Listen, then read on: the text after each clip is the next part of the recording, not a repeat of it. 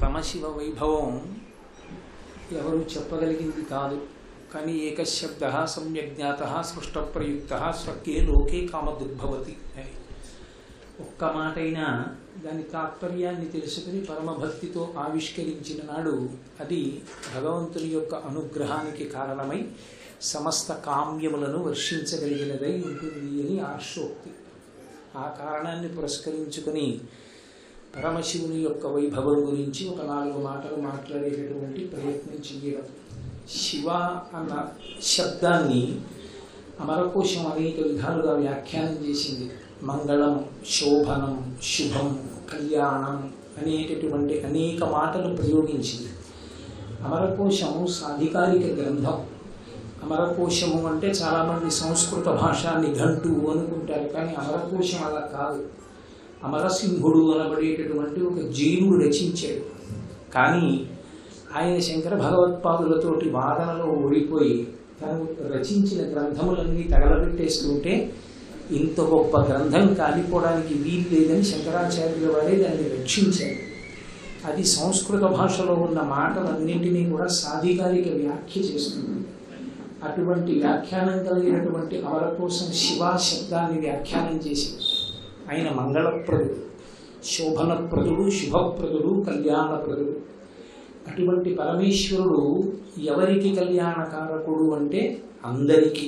ఆయన అందుకే కాళిదాస మహాకవి ఆయన గురించి మాట్లాడుతూ ఆ పార్వతీ పరమేశ్వరుడు ఇద్దరు జగత పితరౌ వందే పార్వతీ పరమేశ్వరు. ఆ పార్వతీ పరమేశ్వరుడు ఇద్దరు జగత్తునకంతటికీ కూడా తల్లిదండ్రులు అన్నాడు. తల్లిదండ్రులైనటువంటి పార్వతీ పరమేశ్వరులు సర్వకాలముల యందు రక్షణ భారాన్ని స్వీకరిస్తారు. ఒక తండ్రి కడుపున పుట్టినటువంటి బిడ్డలు అందరూ ప్రయోజకులు కాకపోయినా ఒకడు దుందుడుకు స్వభావం కలిగిన వాడు కావచ్చు, ఒకడు చెయ్యరాని పనులు చేసేవాడు కావచ్చు, 10 మందిలో 8 ప్రయోజకులు కావచ్చు. అంత మాత్రం చేత దుందుడుకు స్వభావం కలిగిన వాడు సమాజానికి ప్రయోజనకరమైన పనులు చేయని వాడైన 2 కొడుకులు నా కొడుకులు కాదని తండ్రి అనడానికి వీలు లేదు కదా. అలా అందుకే పరమశివుని సంతానంగానే సమస్త పిపీలికాది పర్యంతము పరిగణింపబడుతుంది. ఆయనయే తండ్రి. ఆయనే మహాభారతం అనుశాసనిక పర్వంలో పార్వతీదేవితో మాట్లాడుతూ ఒక మాట అంటాడు. శ్మశానవాసి శ్మశానవాసీనని అని నన్ను అంటూ ఉంటారు పార్వతి. కానీ నేను శ్మశానంలో ఎందుకుంటానో తెలుసా? నేను అక్కడ ఉండి తాండవం చేస్తే ఉగ్రభూతములన్నీ నా తాండవం చేస్తూ ఉంటాయి. నేను అక్కడ ఉండకపోతే ఆ భూతములన్నీ వచ్చి ఊళ్ళ మీద పడిపోతాయి. పడిపోతే వైదికమైన కర్మలు నడవవు, ధర్మం నిలబడదు, దేవతారాధనలు ఉండవు. కనుక లోకమునకు సుఖశాంతులు ఉండవు. అందుకే వైదిక ధర్మ రక్షణ కొరకు నేను శ్మశానమునందు తాండవం చేస్తూ ఉంటాను. అది లోక కళ్యాణము కొరకే తప్ప నాకేదో ఉండడానికి చోటు లేక శ్మశానమునందున్నవాడు కానంటాడు. అన్ని సమస్త భూతములు ఆయన యొక్క బిడ్డలే. అందుకే పోతన గారు భాగవతం చేస్తూ అసలు శివస్వరూపం ఎలా ఉంటుంది అంటే అగ్నిముఖంబు పరాపరాత్మకమాత్మ కాలంబు గతి రత్నగర్భవదము శ్వసనంబు నీయు పురసన జిలేషుండు దిశలు కర్ణంబులు దివము నాభి సూర్యుండు కన్నులు శుక్లంబు సలిలంబు జఠరంబు జలధులు చెదలు శిరము సర్వౌషధులు రోమచేయము సిరియంబు నత్రులు మానస అమృతకరుండు ఛందములు ధాతువులు ధర్మసమితి హృదయమాస్య పంచకము పరిషద అహ్వయంబైన నీరూపు శివసత్వమై శివాఖ్యై స్వయం జ్యోతి యొప్పు ఆద్యమగుచు అన్నారు. శివస్వరూపం సమస్తమైనటువంటి భూతములను తన యొక్క శరీరంగా మార్చుకున్నటువంటి విరాట్ స్వరూపం. అది మాంసనేత్రమునకు ద్యోతకమయ్యేది కాదు. అందుకే యజుర్వేదం రుద్రాధ్యాయాన్ని ప్రారంభం చేస్తూనే ఆపాతాళనభస్థలంత భువన బ్రహ్మాండమా విస్ఫురజ్యోతిస్ఫాటికలింగమౌళి విలసత్పూర్ణేందు అంతామృతై అస్తోకాప్లుతమేకమీశమనిశం రుద్రానువాకాన్ జపం ధ్యాయేత్ ఈప్సిత సిద్ధయే. ఈ బ్రహ్మాండం అంతా శివలింగ స్వరూపమైతే దాని మీద ఉన్నటువంటి చంద్రవంక మించి పడేటటువంటి అమృత ధారల చేత సంతతము తడుస్తూ ఉంటుంది ఆ శివలింగం. దాన్ని దృష్టిలో పెట్టుకుని దూర్చటి కాళహస్తీశ్వర మహాత్యం చేస్తూ ఉదయగ్రావము పానవట్టము అభిషేకో తత్ప్రవాహంబు వార్ధి ధరిధ్వాంతము ధూపధూమము జలద్వీప ప్రభారాశి కౌముది తారానివహంబులద్భుత సుమంబులుగా సమోదూత సఖ్యదమై సీత గభస్తిబింబ శివలింగం బొప్పే ప్రాచీ దిశను అన్నాడు. నక్షత్రాలన్నీ పరమశివుడికి పూజ చేయబడినటువంటి నిర్మాల్యమైతే శివలింగానికి చేసినటువంటి అభిషేక జలాలు ఉత్తర దిక్కున పడిపోయినటువంటి జలరాశులై సముద్రాలుగా నాకు భాషిస్తూ ఈ ప్రపంచమంతా నాకు ఒక శివలింగంగా కనపడుతోంది అన్నాడు. అటువంటి శివలింగ స్వరూపాన్ని చూడడం ఎవరికి సాధ్యమయ్యే విషయం కాదు. నిరూపముగా తలంతు మదిలో నిరూపమోకాలో స్త్రీచన్నో కుంచమో మేకపింటికయో నా సందేహముల్ మాంపి నా కన్నాలం భవదీయమూర్తి శౌనాకారంబుగా చూపవే చిన్నీరేజ విహారమత్తు అదుపా శ్రీకాళహస్తీశ్వర అంటాడు. ఆయన అనుగ్రహించి సాకార రూపంలో దర్శనమివ్వాలి అని సంకల్పం చేసేది ఎందుకు అంటే అంతటా నిండి నిబిడీకృతమైపోయినటువంటి ఆ శివస్వరూపం మాంసనేత్రములకు ద్యోతకమైతే దాన్ని చూసి ధరించాలనేటటువంటి పరమభక్తితో ఆర్తి చెందిన భక్తుని యొక్క హృదయాన్ని గమనించి ఆయన కోరికని తీర్చకుండా ఉండలేని భగవానుడు కరుణామూర్తి కనుక ఒక రాశీభూతమైన స్వరూపాన్ని ధరించి వచ్చినది శివస్వరూపము తప్ప ఆయన రూపం ఇలా ఉంటుందని చెప్పడం ఎవరికి సాధ్యమయ్యేటటువంటి విషయం. ఆ పరమేశ్వరుడు లోకములకన్నిటికీ రక్షకుడు. వ్యక్తిగతంగా ఎవడు భక్తితో ఉపాసన చేస్తాడో వాళ్ళందరికీ పరమరక్షకుడు. లోకానికి స్వయంగా తనకి తానుగా రక్షకత్వం వహించి రక్షణ చేసేటటువంటి లక్షణం ఉన్నవాడు. అందుకే మీరు చూడండి, లయకారుడు అని శివుడి దగ్గరికి వచ్చేటప్పటికి ఒక అపప్రధ. ఆయన ఏదో చంపేస్తాడు చంపేసేవాడు కాడు. లయకారుడు అన్న శబ్దాన్ని శాస్త్రాలు 3 రకాలుగా చెప్పాయి. ఆ లయం 3 రకాలుగా ఉంటుంది. స్వల్పకాలిక లయము, ఆత్యంతిక ప్రళయము, మహాప్రళయము అని 3 చేస్తాడు శివుడు. ఆయనే స్వల్పకాలిక లయం చేయకపోతే అసలు ఈ ప్రపంచంలో జీవరాశి నిలబడదు. అన్ని భూతములకు నిద్ర అవసరం. నిద్రాకాలం సుఖంగా శాస్త్రం నిర్వచించింది.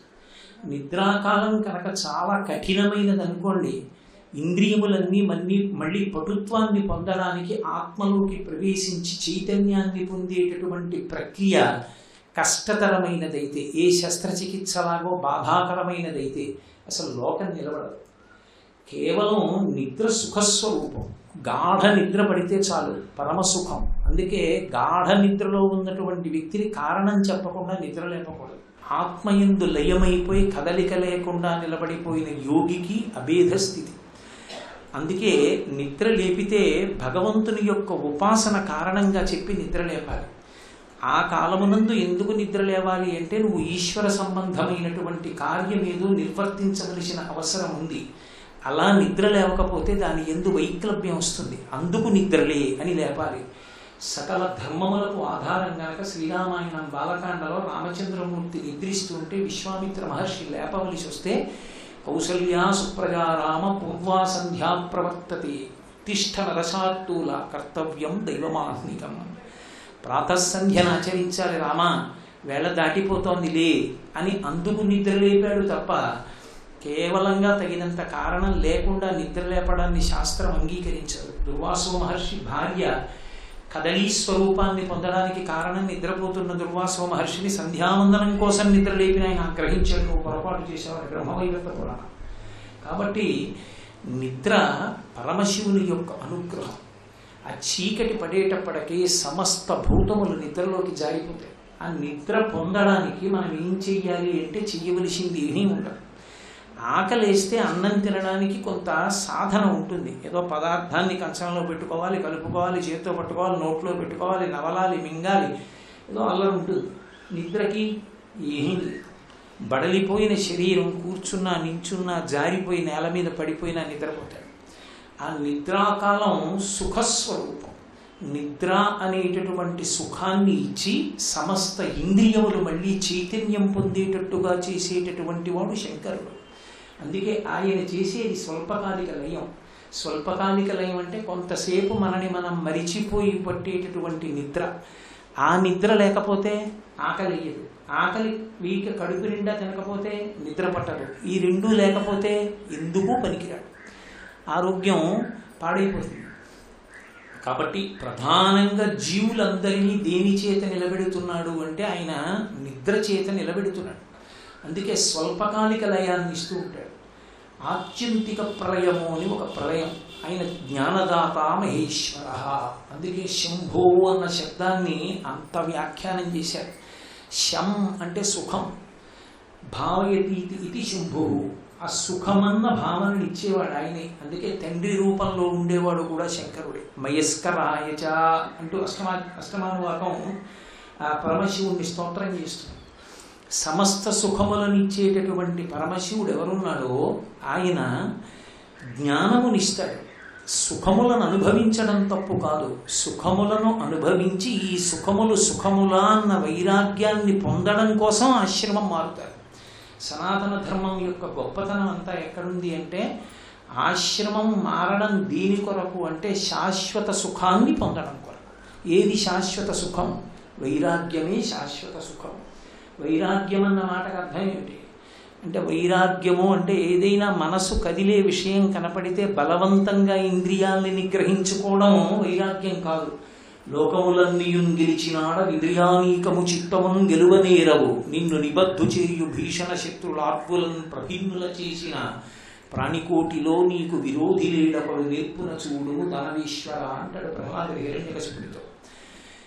ఇంద్రియాల్ని నిగ్రహించడం చాలా కష్టం. ఇంద్రియాన్ని బలిష్టాని నియుక్తాని మానద అపక్వస్య ప్రకుర్వంతి వికారాం స్థాననీకశః అంటాడు వ్యాసుడు దేవి భాగవతంలో. అన్నీ గెలవచ్చు, తన ఇంద్రియాల్ని తాను గెలవడం అంత తేలికైన విషయం ఏం కాదు. భ్రమన్ సర్వతీర్థేషు స్నాత్వా స్నాత్వా పునః పునః నిర్మలం మనోయావత్ తావత్ సర్వం నిరర్థకం వ్యాసోక్తి దేవి భాగవతంలో. ఎన్ని తీర్థాలు సేవించావు, ఎన్ని క్షేత్రాలు సేవించావు అన్నది దీనికి అంటే కేవలముగా దర్శనం చేశానని చెప్పడానికి కాదు. భ్రమన్ సర్వతీర్థేషు స్నాత్వా స్నాత్వా పునః పునః నిర్మలం మనో యావత్. దాని వలన మనసు నిర్మలం అవ్వకపోతే తావత్ సర్వం నిరర్థకం. దాని వలన చేసిన పనులన్నీ నిరర్థకమైపోతాయి. ఆ మనసు నైర్మల్యమును పొందాలి, అది మలినమును వదిలిపెట్టాలి.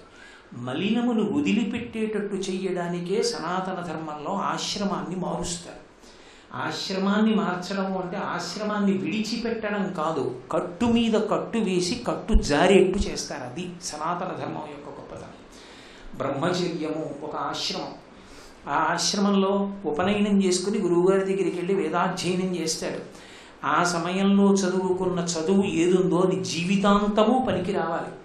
గురువుగారి దగ్గర మొదట రావలసింది ఏది అంటే అహంకార పరిత్యాగం రావాలి. అహంకారం పక్కన పెట్టడం చేత కావాలి. అందుకే శంకర భగవత్పాదులు షట్పదీ స్తోత్రం చేస్తూ శ్రీ మహావిష్ణువుని ప్రార్థన చేసి మొట్టమొదట అడిగింది ఇది అంటే అవినయమపనయ విష్ణోహో అని అడిగారు. నాకు అవినయాన్ని ప్రసాదించు, నాకున్న అవినయం తీసి వినయాన్ని కటాక్షించు. ఆ వినయం లేనినాడు నరోవా లేకపోతే వటుర్వా గేహీవా జటిరపి యతీవా జటీవా ఎతిరెపో అని ఎవరైతే ఏంటి భగవంతుని యందు భక్తి ఆ వినయము లేనినాడు ఆ జీవితానికి సార్థక్యం ఉండదు.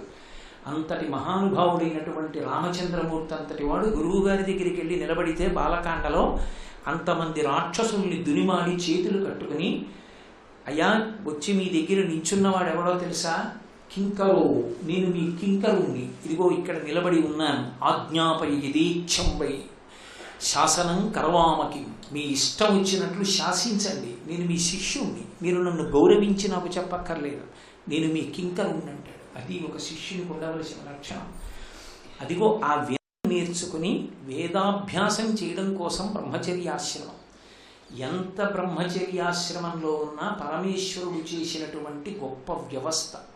మనసుకి లింగ వివక్ష తెలుస్తుంది, కామము పొటమరిస్తుంది. ఎందుకు కామం పొటమరించేటట్టు అసలు పరమేశ్వరుడు పెట్టడం? ఆయన శాసనమే కదా ఏదైనా. అసలు కామం లేకుండా చేసేస్తే లోకాలన్నీ తరించిపోతాయిగా, ఇంత అల్లరెందుకు అంటే ఆయన ఇచ్చింది ఒక ప్రయోజనానికి ఇచ్చాడు. కామం ఆయన ఎందుకు ఇచ్చాడు అంటే పితృరుణం తీర్చుకోవాలి. పితృరుణం తీర్చుకోవాలి అంటే సంతానాన్ని కనాలి. సంతానాన్ని కనాలి అంటే భార్యతో ప్రహృష్టమైన మనసుతో సంగమించాలి. పరమ సంతోషమైన మనసుతో భార్యా సంగమం జరగాలి. అంతటి సంతోషం కలగాలి అంటే లింగ వివక్ష ఉండి పరస్పరాకర్షణ ఉండాలి. అందుకని బ్రహ్మగారు సృష్టి జరగక బాధపడుతుంటే తానే అర్ధనారీశ్వర స్వరూపాన్ని పొందాడు. స్త్రీ పురుష విభాగం చేశాడు అప్పుడు లోకాన్ని. దాని చేత ఆ కామము పొటమరించినప్పుడు బలవంతంగా నిగ్రహించే ప్రయత్నం చేస్తే త్రాచుపాము తల మీద కాలు పెట్టి కాలు కింద త్రాచుపాము ఉంది కాబట్టి నన్నేం చేయదనుకున్నవాడు ఎంతటి అమాయకుడో, ఇంద్రియాల్ని బలవంతంగా నిగ్రహించిన వాడు అంత పొరపాటు. అవి కాటు వేస్తాయి.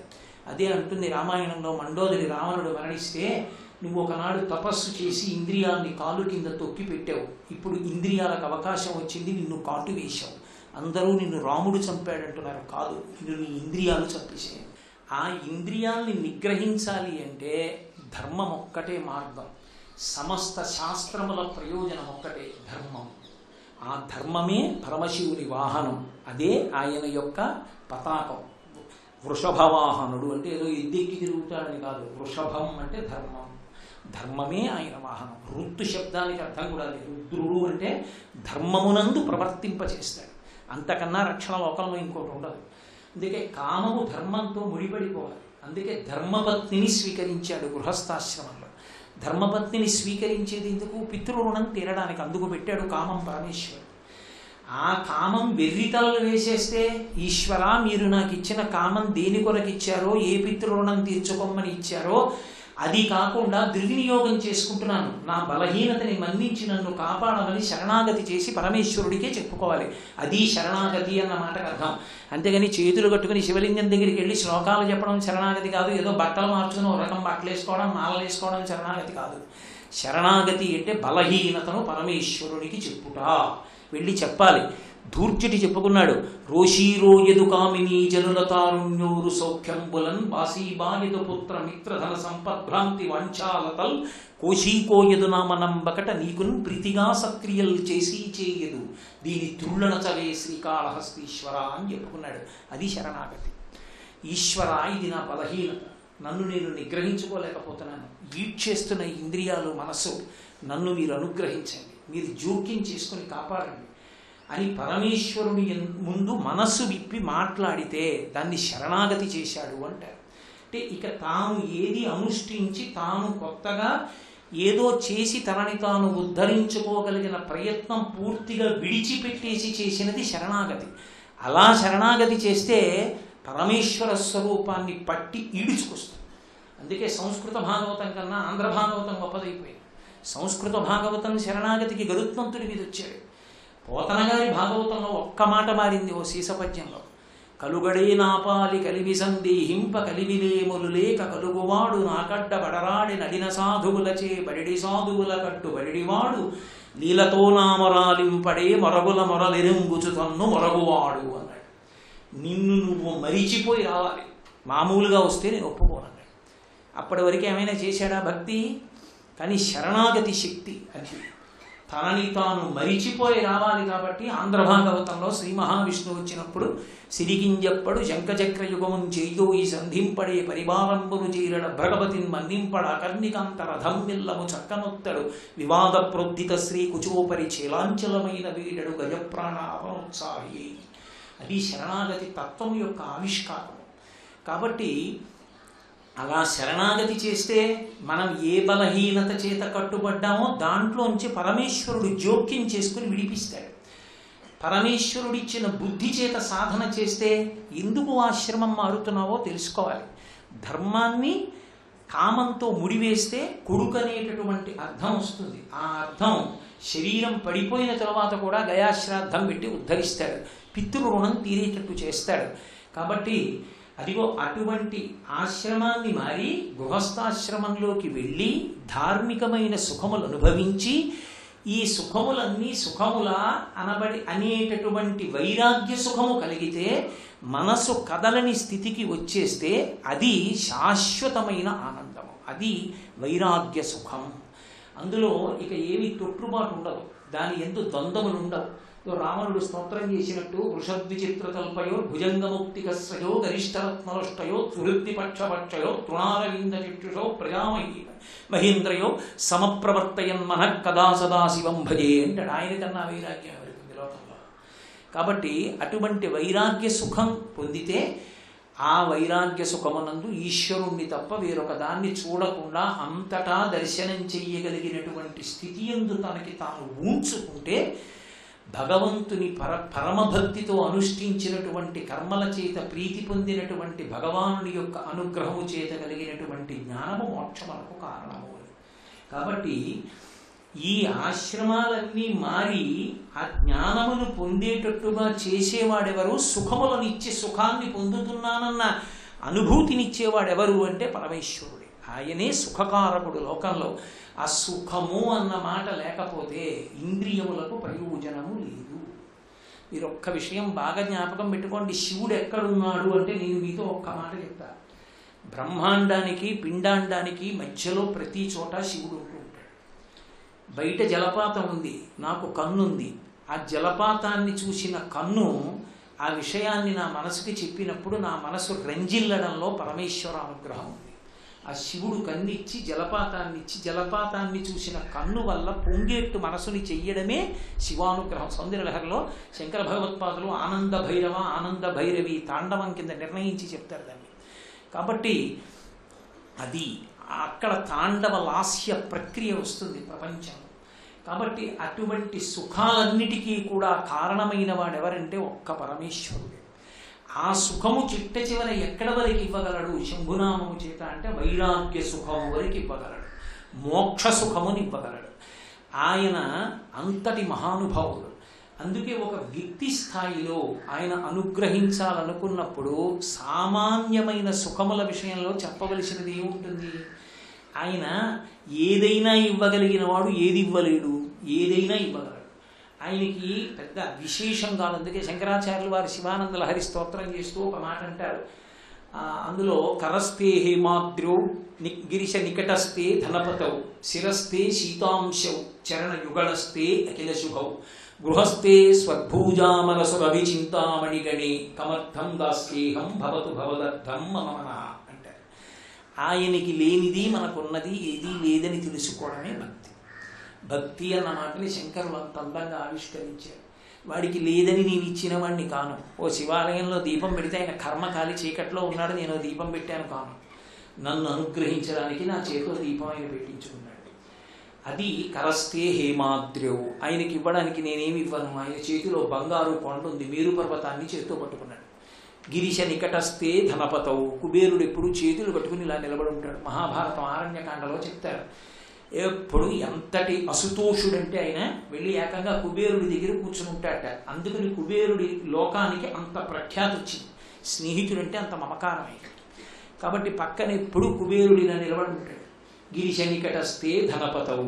అంత గొప్పవాడైన కుబేరుడే పక్కన ఉంటే నవనిధులకు అధిపతి కొత్తగా నేనిచ్చేది. సర్వం శ్రీ ఉమామహేశ్వర పరబ్రహ్మార్పణమస్తు. స్వస్తి.